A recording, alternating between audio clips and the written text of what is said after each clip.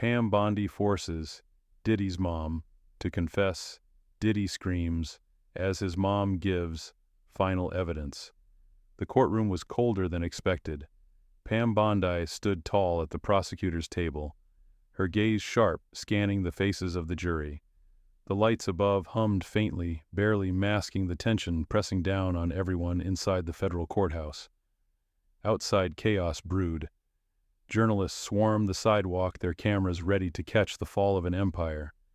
But inside it was quiet, anticipatory, heavy.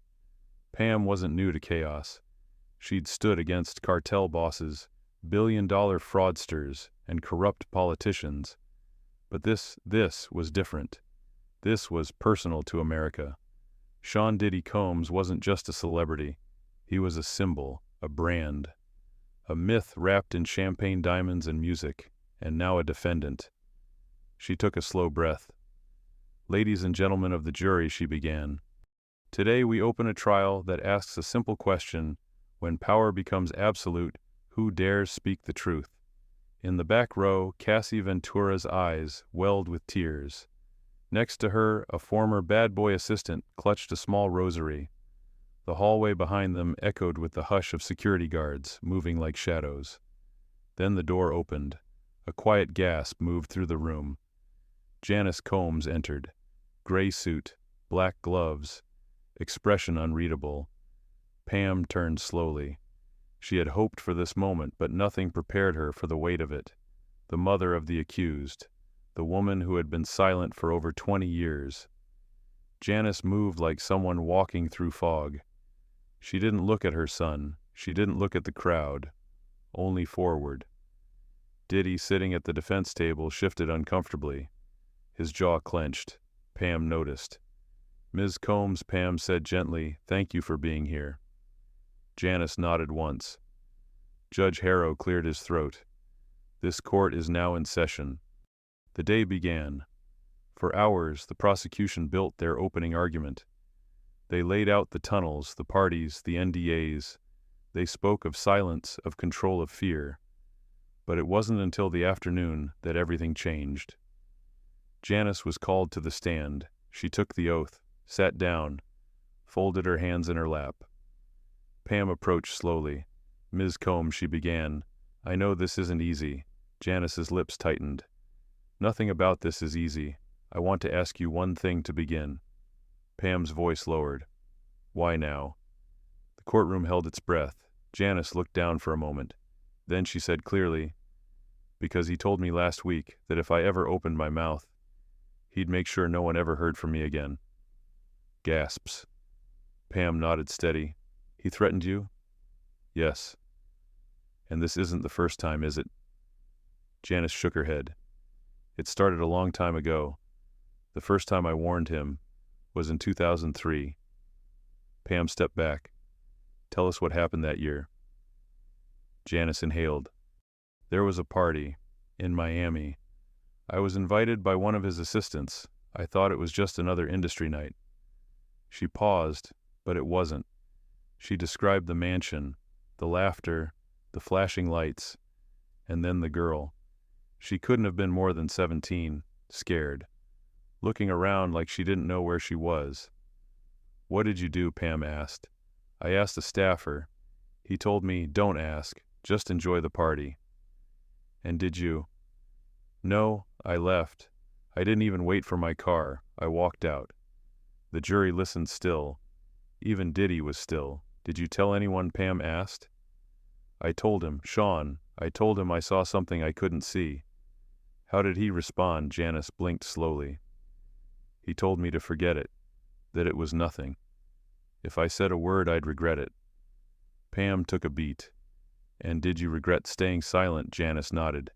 "Every day. Why didn't you come forward before I was afraid?"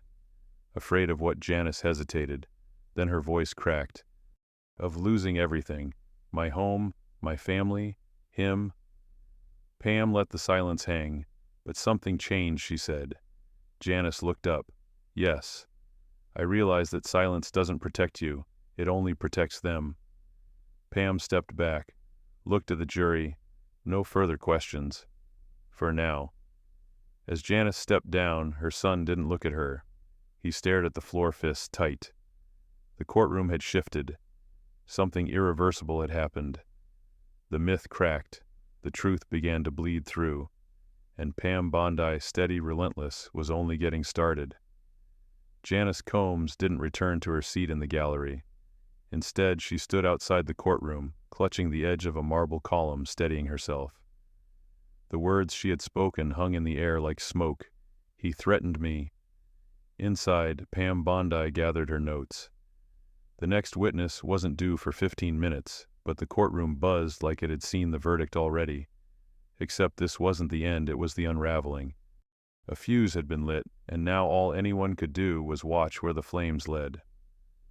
Back in the hallway, a junior prosecutor approached Pam. "She's not okay," he whispered. "Janice." Pam nodded, eyes still on her files. She just gave up everything. Of course she's not. Later that afternoon, Judge Harrow granted a brief recess. The moment the gavel fell, Diddy leaned toward his lawyer and whispered something sharp. Whatever it was, his lawyer immediately stood and followed him out of the courtroom. In the witness waiting area, Janice sat alone. Her eyes were fixed on the floor. She looked tired, not from lack of sleep, but from decades of carrying secrets too heavy for any one person. She had always been elegant, composed, but now her hands shook, and her voice, once practiced and poised, quivered with something raw. Pam stepped in and closed the door behind her. "I know you weren't done up there," she said gently. Janice nodded. "There's more, much more." Pam took a seat. "I believe you." Janice looked up, her eyes rimmed red. "Then help me fix it, because I can't pretend anymore." Pam didn't speak for a moment. Then, "You're ready to testify again tomorrow?" "Yes, but I need to tell you everything first. Not up there, here." Pam nodded and opened her recorder. Janice spoke for over an hour. She told Pam about the luxury estate in New Jersey that Diddy had gifted her, but that was tied to a shell company under his entertainment brand. She told her about the NDAs, the silent staff, the guards who watched people more than they protected them, and then she told Pam about the tunnels. "At first I thought they were just storage," Janice said, her voice dropping. "Then I realized they weren't. Girls went in, but they didn't always come out the same." Pam stayed silent. Janice continued. "He didn't have to say anything. Everyone just knew if you talked, you disappeared from the house, from the payroll, from everything." "And you?" Pam asked softly. I looked the other way. I told myself I was protecting him, but I was really protecting myself. That evening, the court received a sealed submission, a handwritten page from Janice's 2017 journal. The page included a line the prosecution would later highlight in bold. "Those girls were too young. They were scared. Nobody said anything. I think they were scared of her. Me too." The her was still a mystery. Pam circled it in red ink. The next morning, courtroom seats filled faster than ever. Everyone knew something had shifted. The prosecution had called in tech experts, 2 former logistics coordinators, and a forensic accountant. But the real storm was coming at the end. Pam stood to address the judge. "We request to recall Janice Combs to the stand." Gasps rose again. Diddy didn't flinch this time. He just stared at the empty chair, waiting for his mother. When Janice walked back in, something was different. Her posture was straighter. Her eyes are clearer. Judge Harrow nodded. "Ms. Combs, you are still under oath." Pam approached again, her voice firm. "Ms. Combs, I want to revisit a moment you spoke of yesterday, the threats." Janice nodded. "You said he threatened you last week." "What exactly did he say?" Janice drew a breath. "He told me, if you talk Mom, you won't make it to the next sunrise. And if you try anything cute in court, remember no one believes a bitter old woman." The jury reacted audibly. Judge Harrow banged his gavel. "Control the courtroom." Pam continued, her tone calm. "What did you feel when he said that?" Janice's voice broke. "Fear. But also clarity. I raised a man who now sees me as disposable. That's when I stopped being afraid. Did you ever try to report him?" "I tried once. In 2011, a woman at the precinct told me it was family business, that I should work it out privately. Pam paused. You brought a notebook entry to us yesterday. You mentioned someone else, her. Who were you referring to? A long silence. Janice lowered her gaze. Cassie wasn't the only one being controlled. There was another woman high level. She managed the seclusion zones. She was Diddy's gatekeeper. Pam leaned in. Do you remember her name? I do, but I won't say it unless I'm granted protection. Pam looked to the judge. We request witness protection for Ms. Combs, Your Honor. Judge Harrow's expression was unreadable. Granted. Only then did Janice speak again. Her name was A. Objection. Diddy's lawyer stood shouting, Your Honor, we object on grounds of hearsay and irrelevance overruled. Harrow snapped, but Janice stopped. She looked down, shaking. Pam steadied her. You're doing the right thing. No, Janice whispered. I'm doing the last thing. There's no going back after this. Pam nodded. We're not asking you to go back. We're asking you to help everyone else move forward. When Janice left the stand, the courtroom didn't breathe until the door shut behind her. Outside cameras flashed like lightning, but inside everything felt still. In the gallery, Cassie quietly wiped her eyes. In the jury box, a woman clasped her hands tight. And behind the defense table, Sean Combs sat alone, surrounded by lawyers, wealth, and silence. Pam Bondi sat back. Another wall had fallen. Another stone in the fortress cracked. This wasn't just about what happened in secret rooms or shadowed hallways anymore. It was about a system and the people brave enough to finally dismantle it. The pressure was no longer just legal, it was seismic. Every statement, every document, every eye movement was being dissected on screens across the country. News anchors led with Janice Combs' testimony. Talk shows buzzed about the line. He sees me as disposable. Inside the federal courthouse, the temperature seemed to drop with each new witness. There was no more doubt that the myth of Diddy was bleeding into something raw and dangerous. Pam Bondi knew the moment had arrived to break the circle around him. The silence of decades had already cracked. Now it needed to shatter. Her team called to the stand a man known only by his initials, MK. A former logistics director under Combs Enterprises. MK had managed events from 2002 to 2012. He was the one who kept things running: guest lists, schedules, transportation, and security protocols. MK stepped onto the stand slowly. He looked tired, aged by the weight of buried truth. He glanced briefly at Diddy before sitting. Pam began. Mr. K, were you employed by the defendant? Yes, for 10 years. And in that time, were you asked to coordinate events that involved private guest movement? He nodded. Yes. Could you describe the tunnel system you once managed at the Miami estate? A hush fell over the courtroom. They were not part of the original design, MK said slowly. They were added around 2004. At first I thought it was for security escape routes maybe, but then I saw the patterns. What kind of patterns? Guests who entered at the front door would vanish mid-party and later be seen emerging from the service wing. Some weren't guests, they were brought in by Diddy's handlers. Young girls, escorts, dancers. Some didn't even know where they were. Were there rules? Pam asked. Yes. No photos, no phones, no questions, and above all, don't interfere. Did you ever question it? Once, I was told, if you like your paycheck, you'll keep your mouth shut. The jury sat motionless. Pam continued. Do you recall an event in 2007 where Janice Combs made an unexpected appearance? MK stiffened. Yes. She was supposed to be in New Jersey, but she showed up without warning. She saw a girl barely dressed crying in the east hallway. She asked me what was going on. What did you tell her? I told her what I was told to say, that it was a private matter, that it wasn't her place. Did she leave? He nodded. Immediately. She didn't even speak to Sean. Pam stepped back. No further questions. As MK left the stand, Diddy's jaw was set like stone. The next witness was a former chef at Diddy's Los Angeles mansion. Her name was Rosa Alvarez.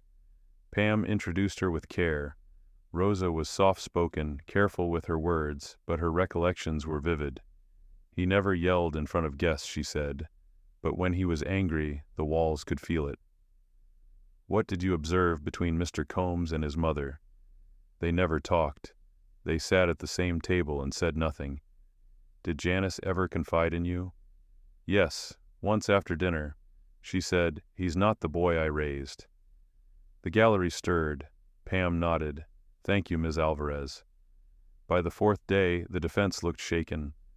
Pam had moved from allegations to patterns, from isolated moments to systemic behavior.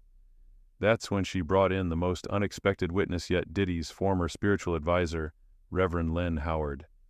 Reverend Howard took the stand uneasy. He had officiated charity events and appeared in family photos. But behind closed doors, he had been called to pray over situations that no sermon could redeem. "I was asked to bless rooms after certain parties," he said quietly, "to cleanse the energy." Pam tilted her head. "Cleanse from what I don't know. But once I saw a young girl asleep on a couch in the meditation room. She was bruised. I asked if she needed help. A staffer said, 'She'll be gone before noon.'" Gasps. Pam didn't flinch. "And did you say anything to Mr. Combs?" "I tried. He said, 'Stay in your lane, Pastor.'" "Why are you speaking now? Because I can't kneel in silence anymore." Outside the courtroom, rumors spread like wildfire. Hashtags trended worldwide. Justice for Cassie, Janice speaks, Tunnel Truth, and then an unexpected twist. Diddy's legal team filed a motion to disqualify Pam Bondi, citing emotional bias. The judge reviewed it and denied it within 20 minutes. Inside, Diddy had grown visibly angry. Cameras caught him glaring at the back of the courtroom, where Janice had quietly returned. She didn't meet his eyes. Pam stood again. "We called Janice Combs for a third time." She walked to the stand slowly, but with resolve. Her third time on the stand. The jury leaned in. "Ms. Combs," Pam began, "we've heard from witnesses who corroborate your presence at key events. But now I must ask something difficult." Janice nodded, prepared. "Do you believe you were in part complicit?" A pause. "Yes," she said, "I knew. I didn't participate, but I didn't stop it. And I hate myself for that. Why admit it now? Because lies rot. And the rot spread to everything, even love." Pam lowered her voice. "What do you want to say to your son?" Janice looked directly at Diddy for the first time. "You were my world, and now I don't know what you are, but I know I can't carry your sins anymore. I'm done." Her voice broke. "I'm not your mother anymore. I'm a witness." The courtroom froze. Pam's voice was clear, no further questions. As Janice stepped down, the silence was not of shock, it was mourning. Mourning what had been lost, mourning what truth had cost. The circle was collapsing, and Pam Bondi was ready for the fall. The court doors opened again. This time the energy shifted before a single word was spoken. There was a tension in the air, like everyone knew something irreversible was coming. Pam Bondi stood beside the prosecution table, her presence now less that of a lawyer and more a force of gravity. Every word she spoke bent the room toward it. The nation wasn't just watching anymore, it was holding its breath. "Your Honor," Pam said clearly, "the prosecution calls former security contractor Darren Jace." He walked in slowly, eyes scanning the room, jaw locked, like someone who'd kept secrets for far too long. He had worked privately for Diddy from 2006 to 2011, and his testimony was about to cut through the myth. "Mr. Jace," Pam began, "did you ever interact with a digital file labeled The Offer?" He didn't hesitate. "Yes. In 2009, it was stored on a secure off-network USB. Only 2 people had access, myself and Mr. Combs." Gasps spread through the gallery. Pam nodded. "What was in the file footage?" "Still images, voice recordings, compromising material on several public figures, and one audio file titled Offer Night Miami." "Who was speaking in that file?" He inhaled. "Diddy and a woman. I now believe it was Kamala Harris. The gallery stirred violently. A bailiff called for silence. Pam turned to the judge. Permission to play a redacted clip from the file. It was granted. A screen lowered. The lights dimmed. Crackling audio played. Diddy recorded, "You saw what happened." "That's the leverage," she agreed. "She's in. And if she flips, we bury it." Woman's voice, uncertain. "This can't get out. If this goes public, I'm finished." "Diddy, then don't let it." Static. The video stopped. Pandemonium nearly broke out in the back rows. Phones vibrated, reporters dashed tweets. The judge ordered the courtroom back to order. Pam leaned in. "Mr. Jace, were you ever instructed to destroy this file?" "Yes, in 2011. I refused. And a week later I was hospitalized after a hit and run." The jury froze. Some stared at Diddy. He didn't move, didn't blink. Pam straightened. Nothing further. Outside the courthouse, the footage exploded. The offer trended worldwide. Podcasters speculated. TV anchors debated redactions. But no one could unhear that voice, or forget the fear it carried. Inside, Pam shifted focus. "Your Honor," she said, "the next morning we call Nicole Reyes." Reyes had worked for Bad Boy Entertainment's private events division. She was quiet, tense, dressed modestly, but what she brought was anything but small. "I was in charge of event staff rotation," she said, "including for something called After Midnights." Pam raised a brow. "What are those?" They were private gatherings held between 2:30 a.m. and sunrise. No cameras, no devices, invite only, no female staff unless specifically approved. Why? Nicole hesitated. "Because women weren't supposed to witness what happened." "Did anything happen that made you question your role?" "Yes, there was a girl. She looked no older than 16. She didn't speak English well. She seemed drugged. I brought her water. Did you report it?" "I tried. I submitted an incident report. It disappeared from the system within an hour." Pam paused. "Did you see Janice Combs at any of these events?"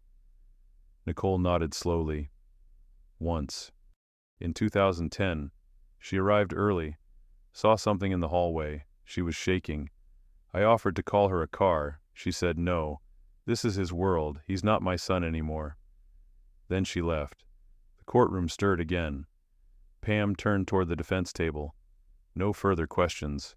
But the defense wasn't finished. Not yet. They called a surprise witness, Marcus Blevins, a former music producer. He was calm, measured, and ready to play their counter-narrative. "I never saw anything illegal," he said. "People were jealous. Diddy ran a tight ship." Pam waited until cross-examination. "Mr. Blevins, were you present at the Miami mansion in October 2003? "Yes."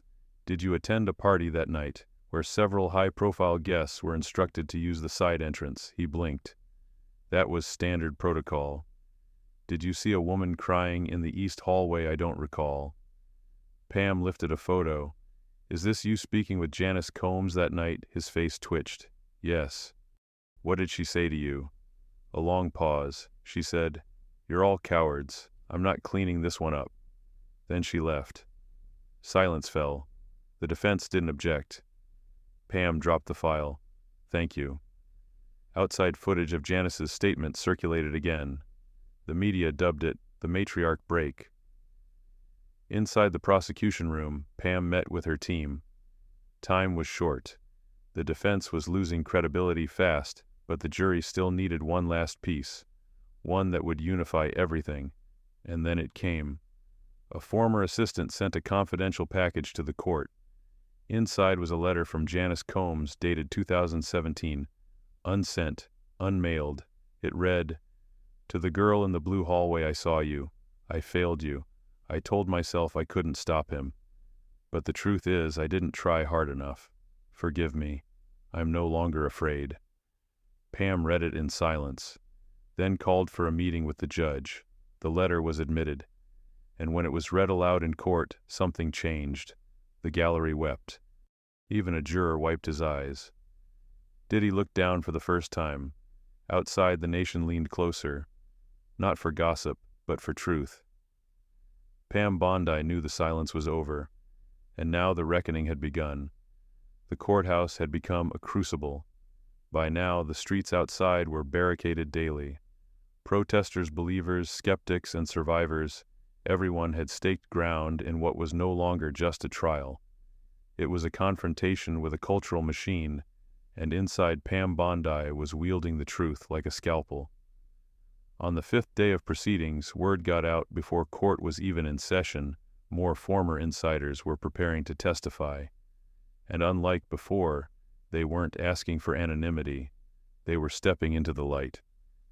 Pam's first witness of the day was a woman named Lena Boyd. She had been a wardrobe stylist under Coma's Enterprises for 5 years, tasked with outfitting guest performers and VIPs at events that blurred the line between fashion and obscenity, as she put it. Pam let her speak freely. I worked in the back room of events. I dressed girls. I knew their sizes before I knew their names. They were told to smile, to comply, and if they asked questions, they were replaced. Sometimes I wondered if they were even legal. Did you ever raise concerns? Pam asked. Yes, and I was told to stick to fabric and shut my mouth. I wanted to leave many times, but Diddy paid well, very well. She then added something unexpected. In 2015, I found a torn dress in a hallway at the Los Angeles property. Blood on it. I turned it in. The next day it was gone. So was the girl. Pam's voice was steady. Do you know her name? No, but I remember her face, and I never saw it again. The courtroom was still. Pam rested her hands on the podium. Thank you, Ms. Boyd. That's all. As Lana stepped down, something shifted. The room, once uncertain, now watched every word Pam spoke like prophecy. Next came Paul Danvers, a digital security consultant who'd worked for Diddy's touring operation. He testified about surveillance logs, selectively deleted footage, and how the security network was designed more to watch the staff than protect them. We weren't securing a celebrity, he said. We were insulating a secret. He described backups stored in remote servers, some of which he had kept fearing one day he'd be scapegoated. Pam leaned forward. Did any footage concern you personally? Paul nodded. Yes, a clip from 2008. It showed Janice Combs in the Miami mansion. She walks into a room, stops suddenly, and drops her purse. Off-screen, you hear a girl crying. Janice backs out. She doesn't say anything, but you can see it. She knew. Is that video still in your possession? It's been turned over to the Department of Justice. Last week. The defense did not object. In the gallery, people cried quietly. That afternoon, the defense attempted damage control. They called 2 character witnesses, a former music executive and a bodyguard. Both offered glowing descriptions of Diddy's generosity, his work ethic, his larger-than-life presence. But the room no longer believed in that version of him. Then came the bombshell. Pam stood. The prosecution calls Kamala Harris to the stand. Gasps. The judge leaned forward. Ms. Harris is not compelled to testify unless under subpoena. Pam lifted a document. Signed and filed yesterday. She agreed. The room descended into stunned silence as Kamala Harris walked in. She was poised, composed, but her eyes betrayed the storm within. Pam approached carefully. Madam Vice President, thank you for agreeing to appear. Kamala nodded. I'm here voluntarily. Because some truths can no longer stay hidden. Pam asked, do you recall your connection to Sean Combs between 2003 and 2009? Kamala took a breath. We met at donor events. He was connected to multiple political fundraisers. In 2004, I was invited to a private gathering in Miami. I thought it was political. It wasn't. Can you describe what happened? There were young women, music, but the energy was off. People were being watched. I stayed only 20 minutes. I was escorted out when I asked too many questions. Did you report it? No. I was afraid of career damage. I was told off the record that these types of gatherings were controlled by influence. Have you ever received threats related to that night? Yes. Anonymous messages, at least twice, and one time, my security detail found a note left on my windshield. It said, "We know you were there. Shut up." Pam paused. "Why are you speaking now?" Kamala looked toward the jury, because a mother spoke up. And that gave me courage. The courtroom was utterly still. Pam whispered, "Thank you. No further questions." By week's end, 3 more former employees came forward. A DJ, a publicist, a therapist hired to counsel the household staff. Each had stories that mirrored the others. One described parties where NDAs were signed in blood, not literally, but emotionally. Another described how Janice, even while distancing herself from her son, paid for one girl's flight home, quietly, without a word. The defense had no more weapons, no more flash, no more myths to sell.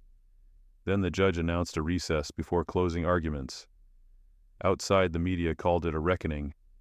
Inside, Diddy stared at the floor. Janice didn't return to the courtroom that day. She was done being a mother. She was now, by her own words, simply an unburied witness. Pam knew what came next. It was time to speak the final truth, to show that silence is a choice and sometimes the most damning one. The final day of the trial dawned like a storm no one could stop. Outside the courthouse, satellite vans lined the sidewalks like armored tanks. Crowds surged against barricades. Journalists, protesters, victims, and curious citizens all crowded for one last chance to witness history. Inside, a different tension took hold, colder, sharper.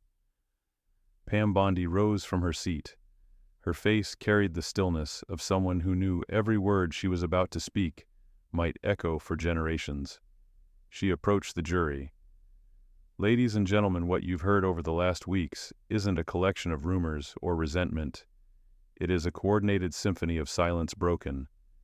A man who built an empire on charisma, power, and loyalty weaponized that loyalty. And now the voices he tried to silence are speaking. They are not confused. They are not opportunists. They are survivors. And today they are witnesses." Her voice lowered. "Ask yourselves if it wasn't true. Why did so many stay quiet for so long? Why were NDAs used like bandages? Why did a mother turn her back? Why did a vice president risk everything to speak out?" She paused, then turned slightly toward Diddy. "Because the truth doesn't need rehearsals. It survives in silence. It waits. And when it finally speaks, it changes everything." Pam stepped back.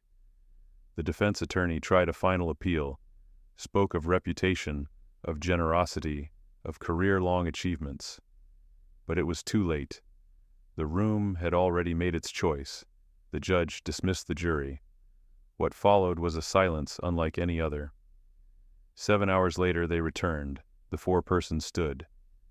"In the matter of the United States versus Sean Combs, we the jury find the defendant." A beat. "Guilty on all counts." The words detonated across the courtroom. Outside, the news broke in less than 60 seconds. Screens lit up around the world. "Diddy guilty." It trended before the final syllable left the judge's mouth. Pam closed her eyes for a breath. Across the aisle, Janice Combs sat alone. No tears, just stillness, like a woman who had carried a secret for too long and now felt the ache of release. Diddy remained motionless. His lawyer placed a hand on his shoulder. He brushed it away. The judge spoke again. "Sentencing to follow in 60 days. Bail revoked. Security stepped forward. Diddy was cuffed, not quickly, not violently, just inevitably." In the following days, the world unraveled. Record labels issued apologies. Former associates scrambled to distance themselves. Politicians, executives, celebrities all began revisiting their connections. And amid the noise, one woman received a private letter, Janice. It arrived handwritten.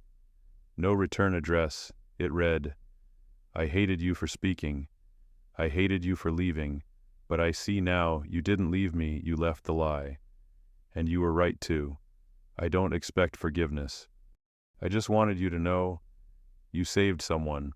maybe more than one. There was no signature, but Janice didn't need one. Pam Bondi stood before reporters one last time. She didn't gloat. She didn't celebrate. She simply said, "Justice is not vengeance. It's true, given breath, and today it breathes." Then she walked away. 1 month later, in a small room with no cameras, Janice gave a sealed deposition to the FBI. The contents were never made public, but rumors swirled more names, more evidence, more tunnels. But she never spoke to the media again, because some silence is earned, not from fear, but from having finally told the truth.